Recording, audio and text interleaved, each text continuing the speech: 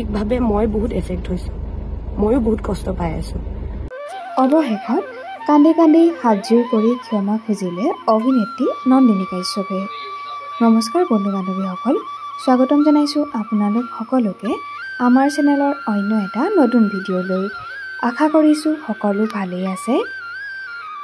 কিয় হাতযোৰ কৰি ক্ষমা খুজিব লগা হ'ল অভিনেত্ৰী নন্দিনী কাশ্যপে, এই সকলোবোৰ আপোনালোকক জনাম। গতিকে ভিডিঅ'টো অকণো স্কিপ নকৰি শেষলৈকে চাই থাকিব বুলি আশা কৰিলোঁ। এক ভয়ংকৰ ঘটনা সংঘটিত কৰিলে অভিনেত্ৰী নন্দিনী কাশ্যপে। থিয়েটাৰ কৰ্মশালাৰ পৰা উভতি অহাৰ পথতে অভিনেত্ৰী নন্দিনী কাশ্যপৰ বাহনে মহতিয়াই নিলে এজন যুৱকক।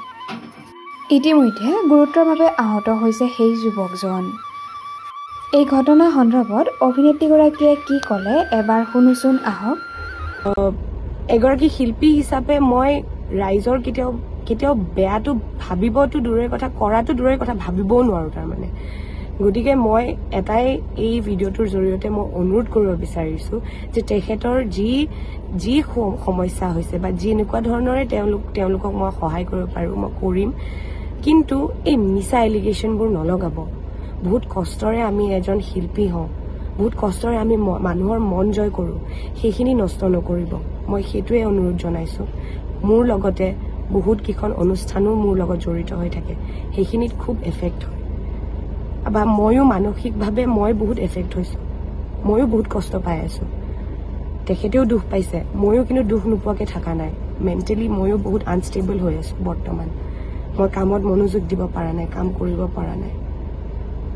গতিকে এই ভিডিঅ'টোৰ জৰিয়তে মই ক্ষমা বিচাৰিছোঁ মোৰ শুভাকাংক্ষীসকলৰ ওচৰত যে তেওঁলোকৰ মনত মই আঘাত দিছোঁ। এইটো এটা এক্সিডেণ্ট আছিলে আৰু এক্সিডেণ্ট কোনেও কেতিয়াও জানি বুজি নকৰে। মোক জনাসকলে তেওঁলোকে জানে যে মই কেনেকুৱা ধৰণৰ ছোৱালী বা কোনটো পৰ্যায়লৈকে মই কিবা কৰিব পাৰোঁ তেওঁলোকে জানে।